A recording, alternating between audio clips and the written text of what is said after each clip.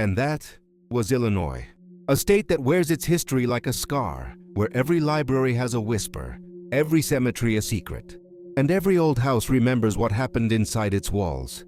But if you think the nightmare ends here, you're wrong.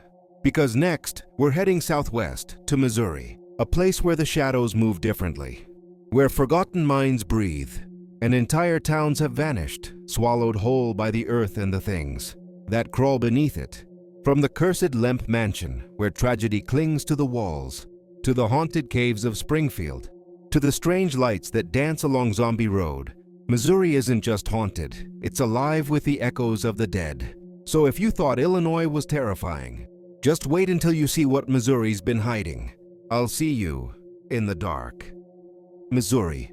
They call it the Show Me State, but here, some things are better left unseen. Because in the quiet towns and the rolling hills, between the Ozark shadows and the Missouri River's black waters, the state hides stories that don't want to be told.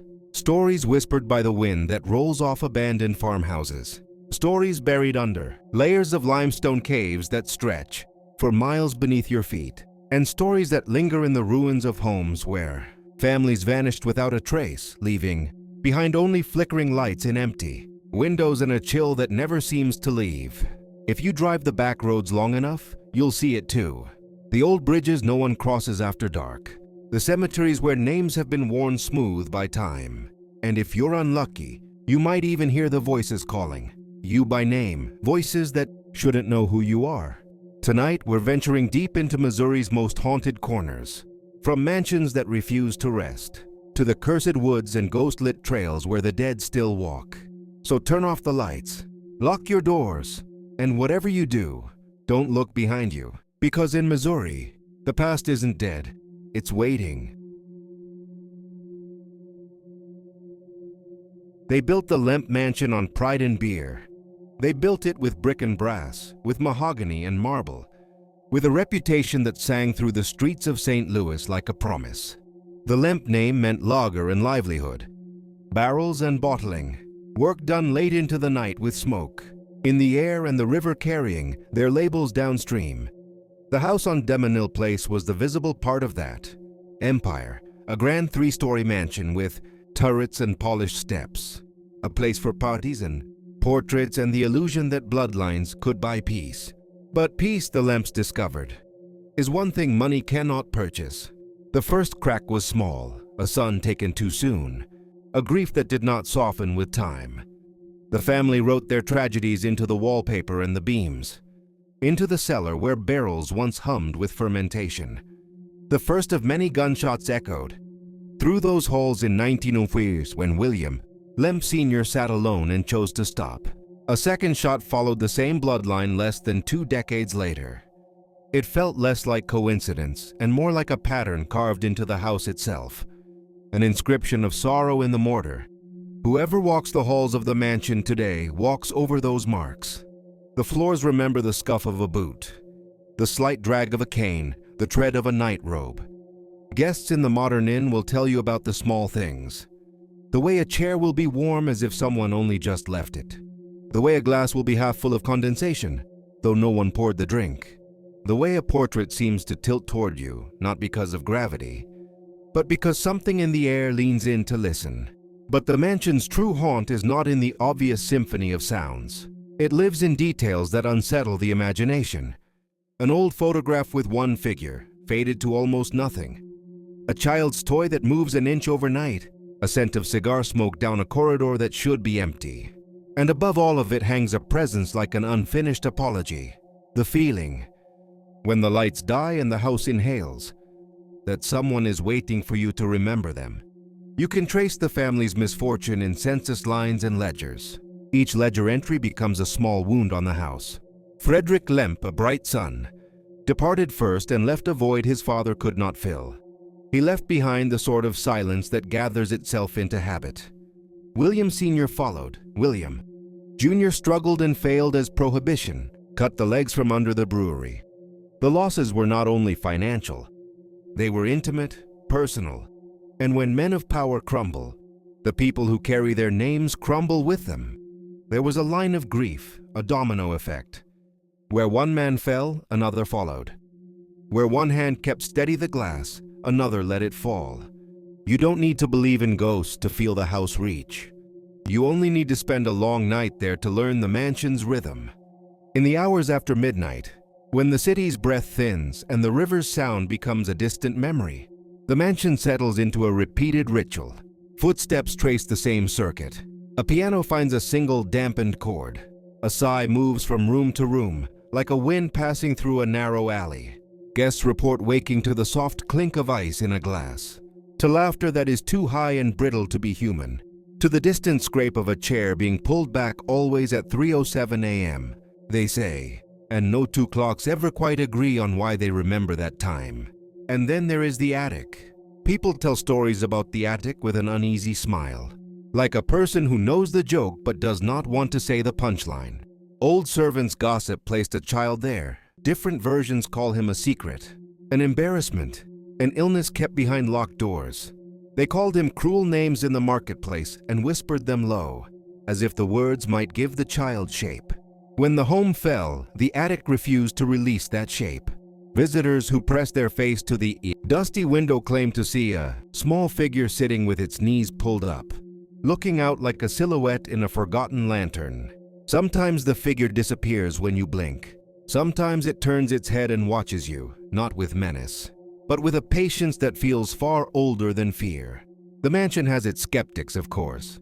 Men who can chart the humidity and the creaks and map them to a house's simple physics. They point to settling beams and the contraction of wood as seasons change.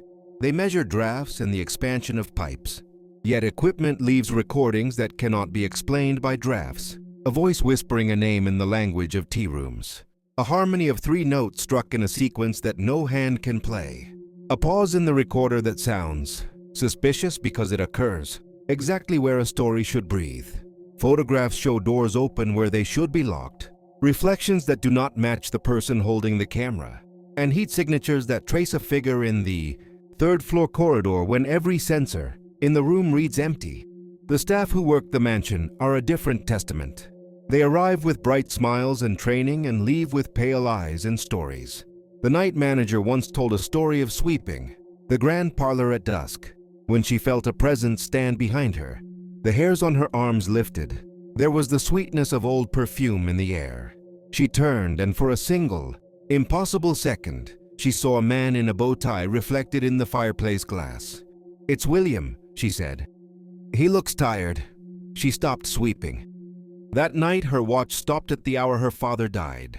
It would not start again for 3 days. Tourists add chapters to the mansion's mythology too. The couple who came to celebrate their 10th anniversary found a teacup steaming on a saucer at midnight. It had not been there before, nor was there evidence of recent occupants in any other room. The teacup stained their memory like a bruise. Another guest reported a voice that said, "Stay," and then the word softened into a sob that filled the corridor. She left before dawn and never returned. There is also a cruelty the mansion keeps to itself, the way it takes ordinary objects and reassigns meaning to them. A mirror becomes a doorway, a clock, a judge, a stair becomes a trap. These are small betrayals, trivial until someone dies. The Lemp Mansion's history is threaded with such betrayals. Men who thought they could control fate found their control slipping, like an ice-pale cane from a hand reaching for it. The man who manages the inn will tell you, in the low voice of someone who has learned to bargain with what he cannot understand, that there is an economy of terror here. The house yields small favors, a warm corner, a night without noise, and demands a small price, an hour of sweat, an unexplained tear, the scent of his wife's perfume in a room no woman has entered in decades.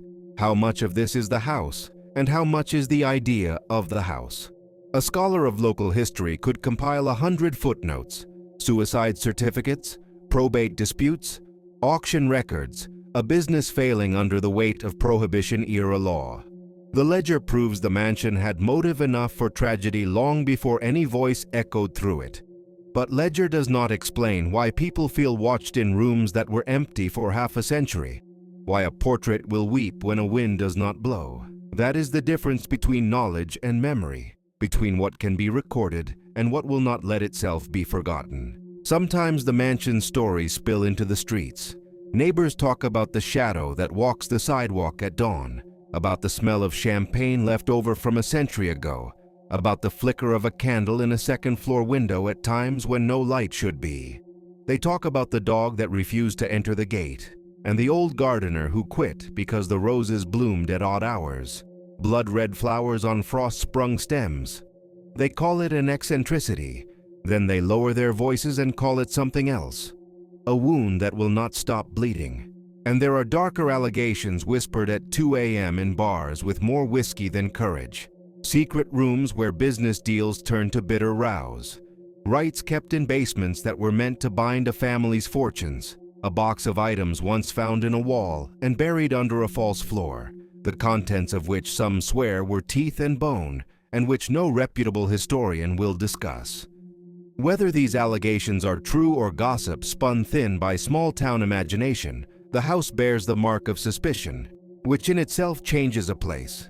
Suspicion is a lantern, and left too long in a quiet room, it can catch something else on fire.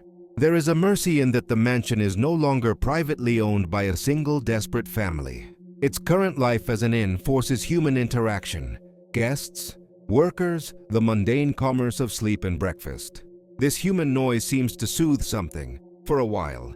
But the nights return. At certain hours, the inn becomes a bowl for old echoes.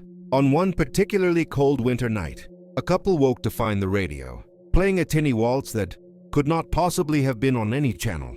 They followed the sound to the parlor where a single chair sat empty. When they left the next morning, the back of the chair bore the outline of a man's shoulders, pressed into the fabric, though no one had sat there.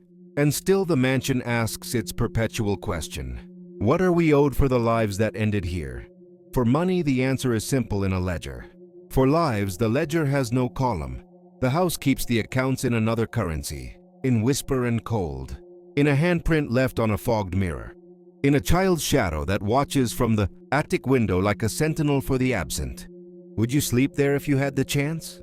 Would you climb the stairs at midnight and stand in the parlor with the portrait above the mantel? Would you ask aloud in that hushed, foolish way people ask the dead to remember them, "Who are you?" If you do, be ready for an answer that is not a name but an old ache, a recollection of how it felt to be beautiful and proud and then to lose everything you thought you owned. Because the Lemp Mansion does not want to be simply remembered. It wants to be understood, and understanding is a heavy thing. It drips down the walls and stains the curtains. It waits, polite, in the corner, until you are quiet enough to listen. Then it leans in and tells you the old stories, each one ending with the same small petition: remember us. Don't leave us. Take one more drink with the dead. If this story left you with the faint taste of iron in your mouth, then you know why people whisper when they pass. 3322 Deminal Place at night. If you linger near the gate, the house will offer you a promise. Stay a little longer, and you will hear the toast of a family that once thought itself immortal. Stay too long, and you might hear the final toast that never ends. Imagine this. You're driving late at night, somewhere between the Missouri and Oklahoma border. The air feels heavy, too still, and your headlights stretch only far enough to remind you how deep the dark really is. Then, out of nowhere, you see it. A floating ball of light, glowing faintly in the distance, hovering just above the gravel road. It's not a car, not a flashlight. It's something alive, something that seems to breathe, pulsing in slow, rhythmic waves. That road has a name, Spook Light Road, and for more than a century, people around Joplin, Missouri, have whispered about the Hornet Spook Light. It's one of the oldest and most persistent supernatural mysteries in America, and tonight, you're going to hear why some who've seen it swear it's not just light they saw, but something watching from inside it. Our story begins back in 1946, the autumn after World War II. A young couple, Ray and Lila Henson, had just left a Saturday night dance in the small town of Hornet. The night was cold, crisp and filled with that sleepy kind of silence that only exists miles away from the nearest city. The gravel road beneath them crunched like bones under their tires as their car wound its way through the rolling, Missouri hills.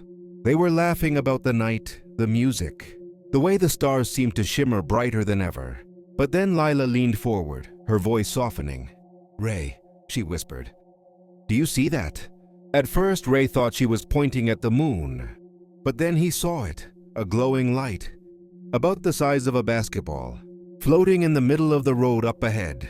It wasn't flickering like a lantern or the steady beam of a headlight. It hovered, motionless, silent, as though waiting for them.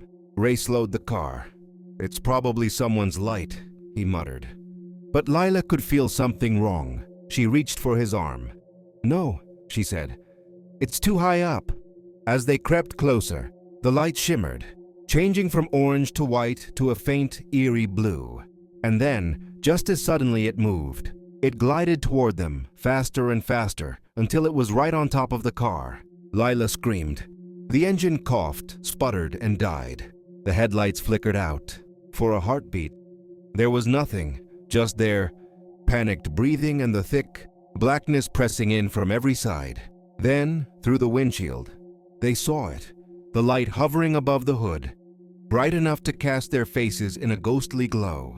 It hung there for a moment, almost curious, and then it shot straight upward and vanished into the treetops. The car roared back to life. Ray threw it in reverse and tore down the road, dust rising behind them like smoke. But as they fled, Lila looked back, and there it was again, the light hovering at the far end of the road, watching. That was the night Missouri changed forever. The newspapers picked up the story, and within weeks, hundreds of people were flocking to that lonely dirt road near Hornet. Some came to see a ghost, others came to prove there wasn't one. But no one could deny what they saw. They called it the Hornet Spook light, a glowing orb that appeared on clear nights, always between the trees, always hovering a few feet above the ground. It didn't behave like headlights or fire. It drifted, darted, pulsed, almost like it was alive. Farmers claimed it followed them home. Lovers parked on that road said it hovered outside their windows. Even a few police officers swore they'd seen it while patrolling. The government got involved. Scientists from across the country came to investigate. One physicist from Springfield brought cameras, telescopes, and light filters, hoping to prove it was nothing more than refracted car lights from a distant highway. But when he tested his theory, he realized the light appeared even when there were no cars on the road at all. And sometimes, it appeared behind him. No one became more obsessed with it than a man named Ernest Collins, a veteran of the Second World War. Ernest had first seen the spook light as a boy. Walking home from school in 1923, he said the light had followed him for half a mile, staying just far enough away that he couldn't touch it. Decades later, after returning from the war, he bought a small house near the border, only a few hundred yards from the road. He dedicated the rest of his life to studying it. Every night, he'd sit out there with a pair of binoculars, a flashlight, and a notebook. He wrote down times, distances, brightness levels. But over the years, his notes became strange, less scientific, more personal. "The light listens," he wrote in 1954. "It knows when I'm here." In another entry, "It's closer tonight. It doesn't want me to leave." By 1961, he stopped writing altogether. His final entry simply read, "It's right outside the window." The next morning, his truck was found parked at the edge of Spook Light Road, the door still open, the headlights still on. The seat was warm, the keys still in the ignition. But Ernest Collins was gone. There were no footprints in the dust, only a single circular scorch mark in the gravel beside his truck, about the size of a basketball. The light never stopped appearing. Over the decades, it's been filmed, photographed, and even televised. Skeptics claim it's just a trick of the atmosphere, light bouncing off warm and cool air layers. But locals, the ones who've lived there all their lives, tell a different story. They say the spook light was first seen in the 1860s, long before cars or electric lights existed. Some say it's the spirit of a Native American man searching for his lost love. Others whisper that it's the ghost of a Confederate soldier wandering the borderlands, forever carrying his lantern in search of a head lost to war. A few even believe it's a warning, a sign that something darker lurks beyond that stretch of road. One of the oldest legends comes from an old woman named May Turner. who lived near the road her whole life. She said her grandfather once told her that if you saw the light 3 times, you'd die before sunrise. It's not evil, she said. But it's not kind either. It's just old. She used to warn visitors not to mock it. It knows when you laugh, she'd tell them. It don't like being laughed at. One night in 1977, a group of teenagers decided to test that theory. They parked their truck right in the middle of Spook Light Road and started honking, flashing their headlights, shouting into the darkness. "Come out, ghost! Show yourself!" Minutes passed. Then the air grew cold. The forest fell silent. No crickets, no wind, nothing. And then the light appeared. But this time it wasn't hovering in front of them. It was behind them. They turned around to see it hovering over their tailgate, glowing red, bright enough to cast their shadows on the dirt.